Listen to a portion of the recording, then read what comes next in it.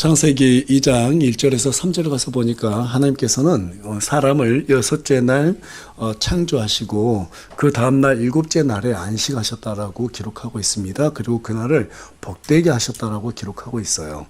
인간이 창조되고 가장 먼저 배운 것은 하나님과 함께 안식하는 법이었습니다. 어떻게 안식했는지 성경은 정확하게 설명하고 있지는 않지만 분명한 것은 하나님께서 인간을 창조하신 목적과 관련되어 있다는 사실인데요. 우리 다 같이 이사야서 43장 7절에 가서 보면은 곧 내 이름으로 불리는 모든 자라 내가 내 영광을 위해 그를 창조하였고 그를 지었으며 참으로 그를 만들었느니라 라고 기록된 것을 확인할 수 있습니다. 또 계속해서 이사야서 43장 21절에서는 이 백성은 내가 나를 위해 지었나니 그들이 나에 대한 찬양을 전하리라 이렇게 기록하고 있어요. 하나님께서 인간을 창조하신 목적은 인간을 통해서 찬양과 영광을 받으시는 것입니다. 맞습니까? 이 사실로 비춰볼 때 하나님께서 안식하실 때 첫사람 아담은 아름다운 천지 만물을 창조하신 하나님의 그 위대하심을 찬양했을 것이고 그분의 그 영광을 찬양할 때 아담은 참된 안식이 무엇인지를 알게 되었을 것입니다. 그러나 불행하게도 아담과 이브는 불순종의 죄를 짓게 되었고 그로 인해서 그들의 유일한 안식처 어디예요? 에덴이죠. 에덴 동산에서 추방당해서 세상의 노예로 전락하고 말았습니다. 그럼에도 불구하고 하나님께서는 죄로 인해 잃어버린 하나님의 안식을 우리 인간들에게 다시 회복시켜 주길 원하셨어요. 그래서 아브라함이라고 하는 한 사람을 선택하시고 한 민족을 이루시고 노예로 속박받던 땅 이집트에서 그들을 구원해 주셨습니다. 그리고 가장 먼저 내린 명령이 무엇이었죠? 가나안을 정복하라는 명령이었죠. 비록 그 땅을 정복하는 일은 쉬웠어요? 어려웠어요? 어려웠어요. 아주 어려웠어요. 그러나 정복하고 난 뒤에는 더 이상 노예의 신분이 아니라 하나님의 보호를 받는 참된 안식을 누릴 수 있는 그러한 자유자의 몸이 되었다는 사실을 우리가 성경을 보면서 충분히 깨달아 알 수 있게 됩니다. 따라서 여러분, 안식은 저절로 주어지는 것이 아니에요. 정복해야지 얻을 수 있는 것입니다. 그러나 문제는 오늘날 대부분의 그리스도인들이 안식을 정복의 대상으로 여기지 않고 있어요. 그저 좋은 직장 얻어서 돈 많이 벌고 착하게 살면 얻어지는 것이 안식이라고 그렇게 착각들을 하고 있습니다. 그러나 거기에는 하나님이 없어요. 하나님이 없는 안식은 안식이 아닙니다. 그저 잠시 주어지는 자유일 뿐입니다. 그 자유를 잠깐 만끽하고 시간이 지나면 또 다시 갈증이 생겨요. 갈증이 생겨요. 간혹 마음의 쉼을 얻기 위해서 아내와 함께 여행을 떠나곤 했는데요. 그런데 갈 때마다 일에 대한 부담이 컸기 때문에 노트북을 들고 다니지 않을 데가 없었습니다. 예. 여행지 가서도 항상 가방에 노트북을 들고 다니는 거예요. 그런데 중요한 것은요, 정작 한 번도 노트북을 꺼내서 작업을 해본 적이 없다는 사실입니다. 예. 그래서 어느 날 문득 깨달았습니다.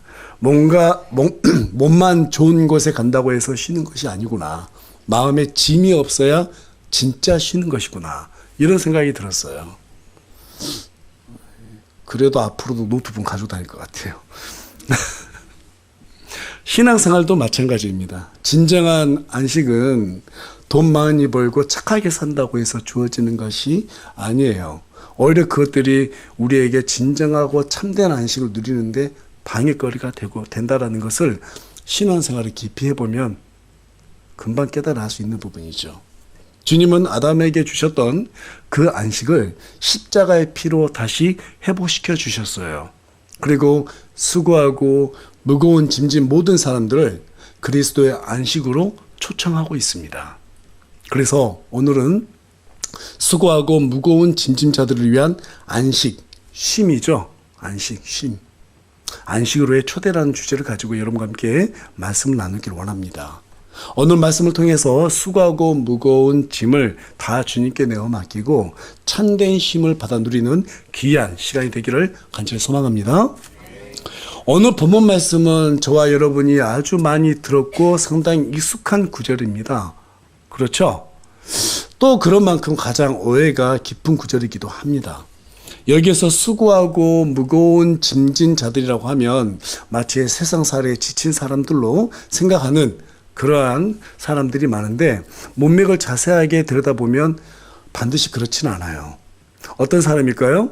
본문에 본문이 있는 마태복음 11장 21절에서 24절에 가서 보면은 우리 주님께서 고라신과 벳세다와 가버나움 도시를 저주하시는 그러한 내용이 기록이 되어 있습니다. 왜 저주했을까요? 왜 그 도시들을 저주했을까요? 우리 다 같이 마태복음 11장 20절 말씀 한 목소리 읽어보겠습니다. 시작.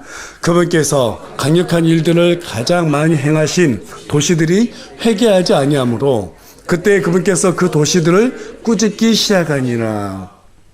고라신과 벳세다와 가버나움은 복음의 빛을 받았던 도시였어요. 그런데 그 도시들이 주님을 두려워하지 않고 죄로부터 회개하지 않고 오히려 더 타락해 가고 있는 모습을 우리 주님께서 보시면서 그 도시를 갖다가 저주하는 그러한 내용이 여기에 기록이 되어 있죠. 그 중에서 특별히 가버나움이라는 곳은 주님께서 초기 사역 때 마비병에 걸렸던 백부장의 종을 포함해서 온갖 질병에 걸린 사람들을 고치셨고 마귀에 들린 자들을 치유하셨던 이 복음을 전하는 전초 기지로 삼았던 그러한 도시였어요. 그 내용을 우리가 마태복음 8장에 가서 보면 확인할 수 있게 되는데, 그런 도시가 복음의 빛을 받았으면 더욱더 사람들에게 복음을 전하고 회개를 촉구해야 되는데, 그렇지 아니하고 오히려 더 타락하는 그러한 모습들을 우리 주님께서 보셨어요. 주님께서 마태복음 11장 이때 배경은 우리 주님께서 이제 십자가 달리시기 얼마 남지 않은 그런 시기였어요. 그래서 마음의 안타까움이 더 컸을까요? 크지 않았을까요? 더 컸죠. 너무너무 마음이 컸죠. 나중에 예루살렘을 바라보면서 눈물을 흘리시잖아요. 그 안타까움이 너무너무 컸어요. 그래서 우리 주님께서 이 가버나움 도시를 보고 뭐라고 저주하세요? 소돔보다 더 악하게 심판하시겠다고 그렇게 저주하는 것을 보게 됩니다. 그리고 계속해서 말씀을 이어가세요. 우리 다 같이 마태복음 11장 25절 말씀 한 목소리 읽겠습니다. 시작. 그때 예수님께서 응답하여 이르시되 오 하늘과 땅에 주신 아버지여, 아버지께서 이것들을 지혜롭고 분별 있는 자들에게 숨기시고 아기들에게는 드러내셨으니 감사하나이다. 하나님은 지혜 있고 분별력 있는 서기관들과 바리새인들을 지나서 어린 아이들처럼 단순하고 순전한 믿음을 가진 사람들에게 복음의 신비를 드러내신 것을 감사했다라고 성경은 기록하고 있어요. 그 복음에는 뭐가 있어요? 도대체 뭐가 있습니까? 여러분, 우리가 복음을 들으면 뭘 누리게 돼 있어요? 안식을 누리게 돼 있어요. 참된 안식을 누리게 돼 있어요. 특히 바리새인들은 모세 오경을 달달달 외우면서 성경을 전부 다 자신들이 많이 알고 있다라고 그렇게 자부했던 사람들이었습니다. 십계명을 613개로 쪼개가지고 늘릴 정도로 자신들의 지혜를 자랑했던 그러한 사람들이었어요. 그리고 사람들을 어떻게 했어요? 율법에 얽매이게 만들었어요. 율법에 얽매이게 만들었어요. 그리고 주님을 따르는 성도들을 어리석게 여겼습니다. 그렇다면 여러분, 여기에서 이 문맥으로 보건대 수고하고 무거운 짐진 자들은 어떤 사람들일까요? 세상살이에 단순하게 지쳐있는 사람들이 아니에요. 율법주의라고 하는 이런 형식주의의 왜곡된 진리에 사로잡혀서 종교의 노예로 살아가고 있는 모든 사람들을 지금 가리키고 있다는 사실입니다. 그때나 지금이나 당장 우리에게 필요한 것은 하나님의 뜻이 언제나 우리의 삶을 다스려 한다는 것입니다. 하지만 당시 유대인들은 위선자들이 만들어 놓은 율법에 조종당하는 노예로 살아가고 있었어요. 비록 이집트에서 홍해를 가르며 그곳을 탈출했지만 잘못된 교리가 그들을 다시 속박으로 몰고 가게 된 것입니다. 주님을 바로 그런 자들을 갖다가 초청을 하셨어요. 뭐라고 말씀하시면서 수고하고 무거운 짐진 모든 자들아, 너희는 내게로 오라. 내가 너희에게 무엇을 주리라? 안식을 주리라. 진짜 쉼을 줄게. 그러니까 나한테 와. 이렇게 말씀하셨어요. 여러분, 진정한 쉼은요, 많은 돈과 명예가 아니라 주님께 가는 것, 거기에서부터 시작되는 것입니다. 주님께 가는 자들은 쉼을 없는 복을 받아 누린다고 분명히 성경은 우리에게 기록해 두고 있습니다. 이 복을 주기 위해서 주님은 너희와 나라는 1대1의 관계를 설정하셨어요. 여러분, 신앙생활은 1대1의 관계예요? 아니면 다수대1이에요? 1대1이에요. 이 말은 너희가 직접 나한테 오라 이 말씀이세요. 너희가 직접 나한테 와라. 목사나 교사나 부모를 통해서 오라고 하지도 않습니다. 어떤 훌륭한 지식을 가지고 오라는 말도 아니에요. 어떤 형식을 갖출 필요도 없고 더 나은 사람으로 보이기 위해서 포장할 필요도 없이 있는 그대로의 모습을 가지고 오라고 말씀하세요. 그러면 쉼을 얻는 그 복을 우리 주님께서 주시겠다고 우리에게 분명하게 약속하셨습니다. 여러분, 여기에는 조금의 거짓도 속임 수도 없어요. 우리를 속이는 것은 성경에서 떠나 잘못된 진리를 해석하고 가르치는 그들의 악랄하는 수법 때문에 우리가 이 자유를 잃어버리고 평강을 잃어버리고 주님께서 주시는 안식을 알아보지 못하는 거예요. 그러나 여러분, 이 안식, 이 쉼에는 두 가지가 있어요. 먼저는 지옥의 공포에서부터 벗어나게 해주는 안식이라는 것이죠. 아담이 범죄한 이후로 인간은 누구나 지옥에 대한 공포를 가지고 이 땅에 태어나게 되었습니다. 지옥을 인정하지 않는 사람들이 참 많아요. 여러분 주변에 그런 사람들 많지 않습니까? 지옥이 어디 있어? 죽으면 끝이지. 그러면요, 정말 쉽게 그 사람들에게 가르쳐 줄 수 있는 방법이 있어요. 예, 믿음대로 죽어서 지옥 가세요. 기분 나빠하세요. 아니, 어차피 없는데 왜 기분 나빠하는지는 모르겠지만 아주 불쾌하게 생각합니다. 예, 그렇다 해서 진짜로 죽어서 지옥에나 떨어지세요 이렇게 하지 마시고 아주 불쾌하게 생각할 거예요. 왜 불쾌하게 생각할까요? 지옥이 있다는 사실을 갖다가 입으로는 없다고 말하지만 실제적으로 본능적으로 알고 있기 때문에 그렇습니다. 모든 인간이 왜 죽음을 두려워할까요? 그 죽음에는 반드시 심판이 있다는 사실을 알기 때문입니다. 그럼에도 사람들이 지옥을 부인하고 싶어하는 것은 왜 그럴까요? 마음에 죄를 짓고 싶기 때문에 그렇습니다. 죄를 사랑하기 때문에 그래요. 하나님이 안 계셔야 지옥이라는 심판이 없어야지 내 마음대로 할 수 있잖아요. 그렇지 않습니까? 오늘날 이 시대 가운데서 교회들이 어떻게 변질되어 가고 있냐면 언젠가부터는 말씀의 진리를 말하지 않고 인간의 선을 강조했어요. 그런데 여러분 21세기에 들어와서 오늘날 우리 한국 교회들, 전 세계 교회들 보게 되면요, 자유를 강조해요. 자유. 예. 여러분, 자유라고 하는 게 뭐예요? 우리에게 있어서 자유는 너무너무 소중한 거죠. 당연히 소중한 거죠. 그런데 우리에게 주어진 성경이 말하는 자유라고 하는 것은 그리스도 안에서의 자유를 얘기하는 거예요. 말씀 안에서의 자유를 얘기하는 거예요. 그런데 사람들은 이 자유를 말하면 방종의 자유를 선택을 해요. 방종의 자유를 선택해요. 여러분, 그거 자유 아닙니다. 예. 이 시대 풍조가 자유 하다 보니까 내 마음대로 할 수 있는 것을 다 자유라고 생각을 해요. 그러다 보니까 성경 알기를 우습게 아는 거고 하나님 알기를 우습게 하는 거예요. 여러분, 아무리 지옥이 없다라고 부인해도요, 절대로 부인한다고 해서 그 존재가 사라지지가 않아요. 성경은 분명히 말합니다. 히브리서 9장 27절에 가서 보니까 한 번 죽는 것은 사람들에게 정해진 것이요, 이것 뒤에는 뭐가 있다고 말하고 있어요? 반드시 심판이 있다고 말하고 있습니다. 아무리 심판을 부인하고 또 부인해도 지옥의 정죄로부터 피할 사람은 아무도 없어요. 단 한 사람도 없습니다. 오직 피할 길은 단 한 가지죠. 그게 뭐예요?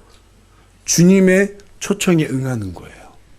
우리 주님께 가서 주님을 믿고 구원받는 거예요.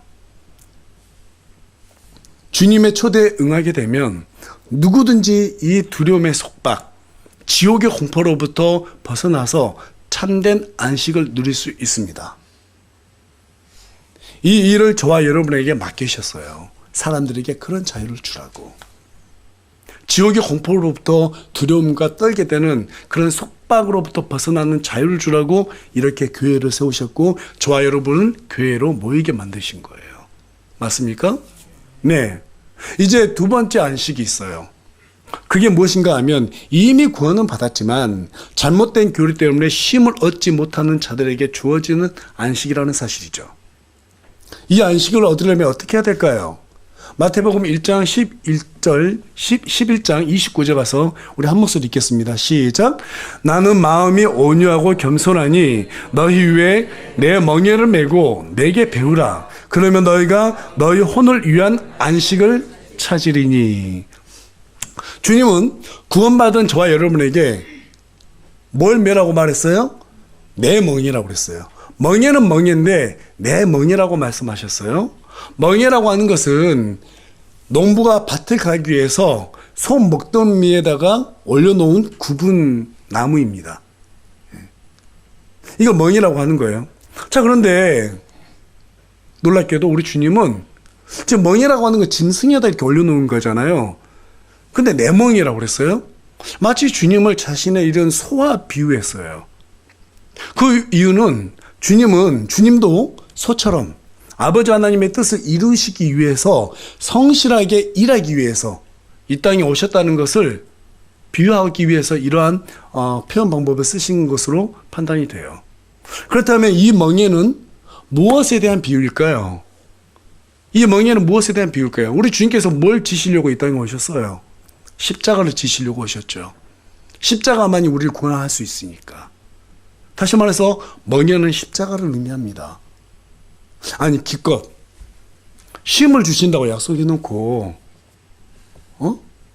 오면은 십자가를 지라고요? 이게 도대체 무슨 말이세요? 그게 무슨 안식이에요?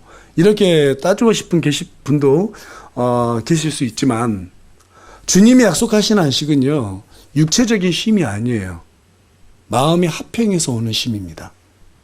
실제로 여러분 우리가요 마음이 편해야지 사는 게 가장 좋지 않나요?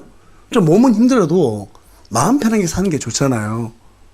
실제로 어떨 때 이렇게 머리가 좀 이렇게 쉬고 마음에 쉼이 오냐면 운동할 때 그런 쉼을 얻을 수 있다고 그래요. 운동하면 힘들지 않나요?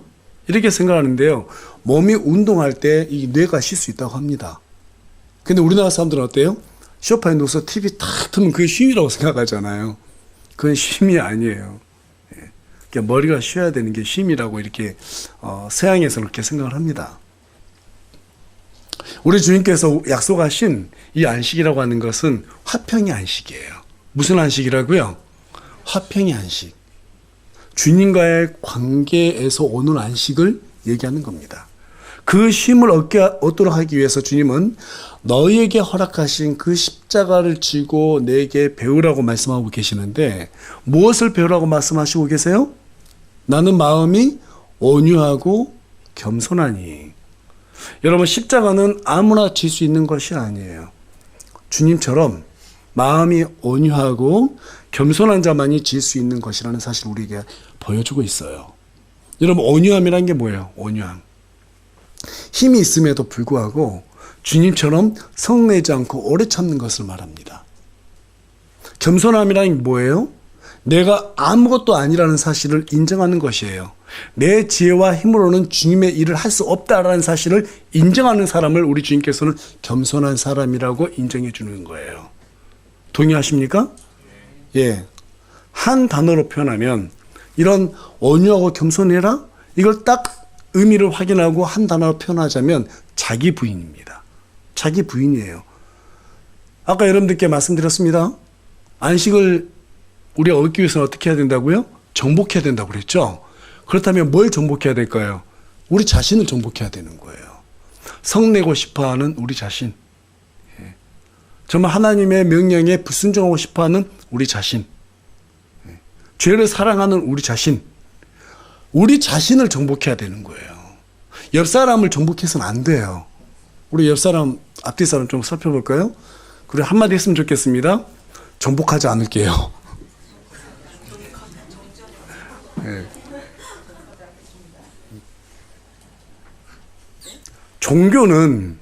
종교는 사람들을 정복하려고 그래요. 종교는 1대1의 관계를 허락하지 않아요. 자신들을 통해서 하나님께 가게 만들고 자신들의 권위를 내세워서 사람들을 올가매게 하고 자유를 허락하지 않습니다. 안식을 허락하지 않아요. 그리고 사람들을 정복하려고 그래요. 그런데 우리 주님께서는 우리를 정복하려고 하지 않으세요. 뭐가 진짜 진리고 뭐가 진짜 자유이고 어떻게 해야지 복받는 것이라는 것을 우리에게 알려주셨지만 절대적으로 강요하지 않습니다. 맞습니까? 예.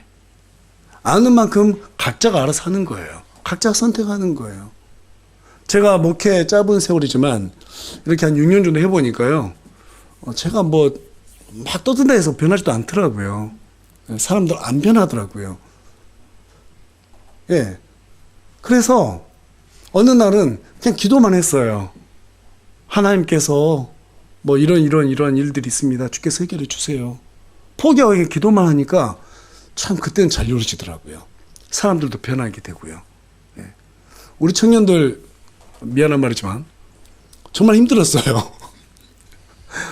예, 5년 전만 하더라도 목사님 같이 교회 세워봐요 이러더니 다 나가버리고 그러다 또 다시 들어오고 막 속을 헤집어 놓을 때 한두 번 아닌데 그때마다 그냥 참고 뭐 때 되면 또 어떻게 되겠지 그냥 포기하게 되더라고요. 그런데요 그렇게 참아주니까 스스로들 변하더라고요. 스스로들. 지금 주일만 되면 아침 9시 반에 교회 와가지고 가장 먼저 예배 준비합니다. 예. 토요일 날 와가지고 교회 청소 다 하고 가요. 어제도 와서 청소하고 가더라고요. 예. 또 우리 장도령 형제는 교회 근처로 와서 섬기고 싶다 그래서 또 집을 얻었는데 항상 늦게 오는 사람도 정지하다가 오늘 자기가 좀 늦게 와가지고 이렇게 뻘쭘하고 그랬었지만 반주도 하고 커피도 이렇게 해서 대접해주고 힘들면 하지 마라 그랬더니 기뻐서 하는 거예요. 여러분 5년 전에는 이런 모습들을 기대할 수가 없었어요. 그런데 그 다 제 짐이라고 생각했어요. 그런데 그것을 그냥 맡기니까 다들 제자로 찾아가고 하나님을 섬기는 자로 가더라는 거예요. 그런데 거기에서 저도 그렇더라고요. 저마저도 예, 점점 그런 모습으로 변해가고 있더라고요. 결국에는 정말이에요. 하나님 하시는구나. 모든 게 다 하나님 하시는구나. 내가 할 수 있는 게 없구나. 예. 이걸 점점 지금 배워가는 과정이에요. 목회하면서 가장 크게 깨달은 게 바로 그거였어요. 내가 내 마음대로 할 수 있는 게 없구나. 그걸 인정하고 나니까 마음이 편해지더라고요. 그래서 요즘 어려운 일이 생기면은요, 수고하고 모든 짐승자들아 오라고 그러잖아요. 주님, 저부터가 지금 무거운 짐이 있습니다. 기도해요. 어제도 기도하고, 아침에도 일찍 와서 기도하고, 아침에 눈 뜨면 기도하고, 잠자기 전에 기도하고, 기도하니까요, 마음이 편해져요. 마음이 정말 평안이 찾아와요. 그러면 그때마다 어떤 느낌이 오냐면요. 하나님이 일하시기로 작정했구나. 여러분, 그 작정하신 하나님의 마음이 우리에게 뭘로 오냐면 화평으로 찾아와요. 뭘로 온다고요? 화평, 즉 평강으로 찾아와요. 그게 기도에 응답되었다라고 하는 증거예요. 우리 주님은 화평의 하나님이시니까. 맞습니까? 예. 그래서 저와 여러분이 정말 안식을 누리고 싶다면, 참된 힘을 얻고 싶다면 다른 사람을 정복하려고 하지 말고 나부터 정복해야 돼요. 누굴 정복해야 된다고요? 나부터. 옛날에 중국에서 이랬답니다. 정말 황제가 사랑하는 딸이 있었는데, 공주가 있었는데, 공주가 어느 날 궁전 밖에 나간 일이 있었대요. 그래요. 궁전 밖으로 나갔는데 거기에서 뾰족한 거예요. 공주가, 너무너무 사랑하는 공주가 발이 찔린 거예요. 그러니까 황제가 뭐라고 명령했냐면 중국 전역에다 전부 다 카펫을 깔라고 그랬대요. 그랬더니 한 지혜로운 신하가 와가지고 황제에게 그렇게 하지 마시고 공주에게 튼튼한 신발을 신겨주면 어떻겠습니까? 그랬더니만은 그거 좋은 생각이라고 그래서 이제 그 신발을 신게 만들었다 이렇게 말을 해요. 여러분, 세상을 우리가 다 변화시킬 수는 없어요. 하지만 우리는 변화될 수 있어요. 나만 변하면 모든 게 다 평안해져요. 그렇지 않습니까? 나만 정복하면 돼요. 근데 어떤 방법으로? 온유하고 겸손한 방법이라는 거예요. 그래서 주님께서는 마태복음 6장 24절에서 그때 예수님께서 자기 제자들에게 이르시되 어떤 사람이 나를 따라오려거든 자기를 부인하고 자기 십자가를 지고 나를 따를지니라. 이렇게 우리가 우리 자신을 부인하고 주님의 십자가를 지었을 때 무엇이 주어질까요? 우리 요한복음 16장 33절 한 목소리 읽겠습니다. 시작. 너희에게 이 일들을 말한 것은 너희가 내 안에서 화평을 얻게 하려 함이라. 뭘 얻게 하려 한다고요? 화평을 얻게 하려 함이라. 아니 주님의 십자가를 지고 따라가니까 어떻게 해요? 이런 화평이 얻어진다는 거예요. 화평이 얻어진다는 거예요. 그래서 세상에서 너희가 환난을 당할 터이나 기운을 내라. 내가 세상을 이겨노라. 이겨노라. 안식의 원리는 온유하고 겸손한 자세로 우리 자신을 정복하며 주님께서 우리에게 맡기신 그 고난의 십자가를 졌을 때 누리게 되는 것이지, 우리의 지혜, 돈, 명예 이런 것을 얻어지는 게 아니라고 성경 우리에게 말해주고 있어요. 사람들의 어떤 지혜가 준 명예에는 온유와 겸손함이 없습니다. 강요만 있습니다. 자신들을 위한 강요만 있어요. 그래서 사람들에게 사랑하고 용서하라고 말하지만 어떨 때는 그게 강요처럼 들 때가 참 많아요. 형편이 안 되는데도 돈 다 털어서 헌금하면 복 받는다고 강요합니다. 여러분, 원수를 사랑한다고 해서 사랑할 수 있나요? 사랑해지든가요? 옆에 있는 남편 아내도 사랑 못하면서 누굴 사랑해요? 쉽지가 않아요. 그래, 내 의지대로 되지가 않는다니까요. 2007년 영화 미랑이라는 영화가 있어요. 그 영화가 이 부분을 아주 잘 표현해주고 있다고 저는 그렇게 생각해요. 주인공이 자기 자식을 죽인 원수가 있는 교도소에 갑니다. 그리고 내가 당신을 하나님 이름으로 용서하겠다고 이렇게 말을 해요. 그저 그 원수가 하는 말이 그렇지 않아도 저는 이미 하나님께 용서를 받았다라고 말하죠. 거기에서 완전히 억장이 무너지죠. 그리고 분노에 휩싸이게 됩니다. 여러분, 사랑과 용서는 우리가 결심한다고 해서 되는 것도 아니고 누군가 강요한다 해서 되는 것도 아니에요. 그것은 하나님을 지나지 않고서는 할 수 없는 것들이에요. 하나님을 지나야지만 가능한 것이에요. 안 되는 것을 내 힘으로 하려다 보면 교만해집니다. 절망하게 됩니다. 그래서 우리에게는 주님의 십자가가 필요한 거예요. 그 십자가의 고통을 실질적으로 실감하고 그 주님의 마음을 우리가 진짜로 소유하게 되었을 때, 사람들을 긍휼하게 여기는 그 마음을 우리가 진짜로 소유하게 되었을 때 비로소 우리는 그때 가서 사람들을 용서하고 사랑할 수 있는 것이지, 내 의지로 누군가 강요에 의해서 사랑하고 용서할 수 있다? 그 불가능하다는 것입니다. 억지로 안 되면 하지 마세요. 억지로 안 되면 하지 마세요. 억지로 안 된 거 하려다 보면 교만해집니다. 절망하게 됩니다. 그 대신 하나님께 가세요. 하나님, 나 저 사람 용서하고 싶은데 용서가 안 돼요. 너무 미워요. 솔직하게 털어놓으세요. 근데 주님께서 사랑하라고 말하셨잖아요. 근데 여기에 순종할 수 있는 마음을 주세요. 내가 주님의 십자가의 그 고통이 내가 어느 정도인지 몰라요. 그런데 정말 제가 그 고통을 실감하기를 원해요. 얼마나 아프셨는지 제가 그 고통을 진짜 내 고통처럼 느끼길 원해요. 라고 하면서 우리 주님의 그 고통을 실감하고 십자가가 실제가 되게 한다면 저와 여러분이 그때 가서야 비로소 용서하고 사랑할 수 있는 거예요. 그래서 율법이 뭐예요? 십계명이 하나님을 사랑하고 내 이웃을 내 몸처럼 사랑하라는 거잖아요. 순서를 보세요. 하나님을 사랑하지 않고서는 내 이웃을 사랑할 수 없다, 이 말이에요. 순서가 그래요. 그래서 우리는 주님의 십자가를 지나야지만이 누군가를 사랑하고 용서할 수 있는 거예요. 그럼에도 불구하고 그 과정에서 저부터가 보면 한계가 있더라고요. 하다가 또 안 돼요. 그럼 또 후회해요. 그럼 또 집에 가서 서재에 들어가서 기도해요. 주님, 잘못했어요. 안 돼요. 짜증나요. 힘들어요. 내가 왜 이런지 몰라요. 자책하 기도해요. 그럼에도 불구하고 좀 더 나아지면 주님, 과거에도 그랬듯이 앞으로 좀 더 나아질 테니까 좀만 더 기다려주세요. 저는 그렇게 기도해요. 그게 솔직한 거 아닌가요? 우리 자신을 막 포장해서 그렇게 주님께 갈 필요가 없어요. 수고하고 무거운 짐진 자들아, 모든 자들아, 다 내게로 오라. 우리는 포장할 필요 없습니다. 있는 그대로 하나님께 가면 됩니다.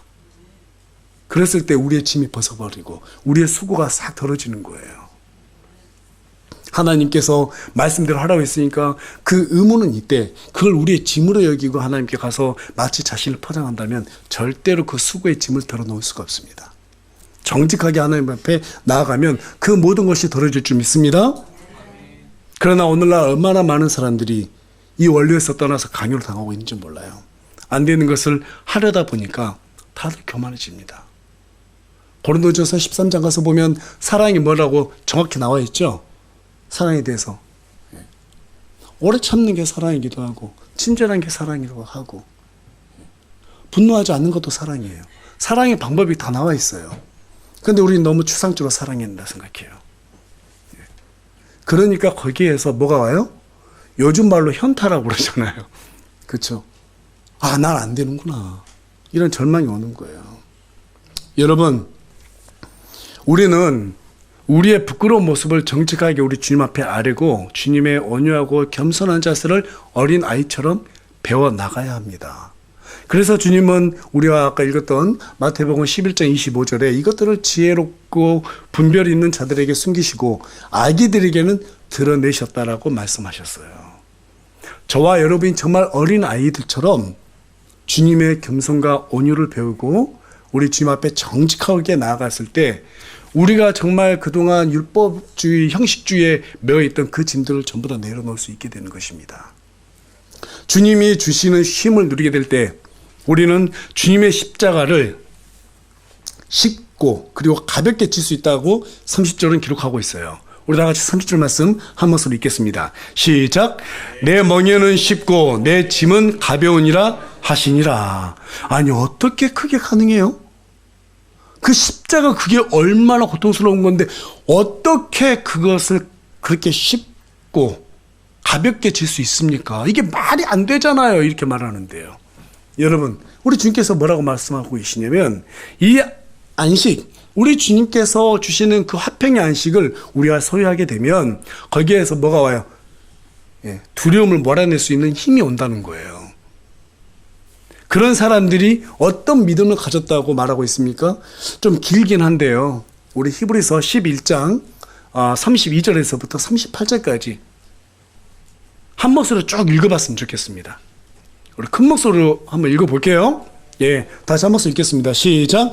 내가 무슨 말을 더하겠느냐? 기드온과 바락과 삼손과 입다와 또한 다윗과 사무엘과 대언자들에 관하여 말하려면 내게 시간이 부족하리라. 그들은 믿음을 통해 왕국들을 정복하기도 하고 의를 이루기도 하며 약속하신 것들을 얻기도 하고 사자들의 입을 막기도 하며 맹렬한 불을 끄기도 하고 칼날을 피하기도 하며 연약한 가운데서 강하게 되기도 하고 싸움에서 용맹하게 되어 외인들의 군대들과 싸워 물리치기도 하였으며 여인들은 자기들의 죽은 자들을 다시 살려서 받기도 하고 다른 이들은 고문을 당하되 더 좋은 부활을 얻으려고 구출받기를 원치 아니하였으며 또 다른 이들은 심한 조롱과 채찍질의 시련과 참으로 또한 결박과 옥에 갇히는 시련도 겪었느니라.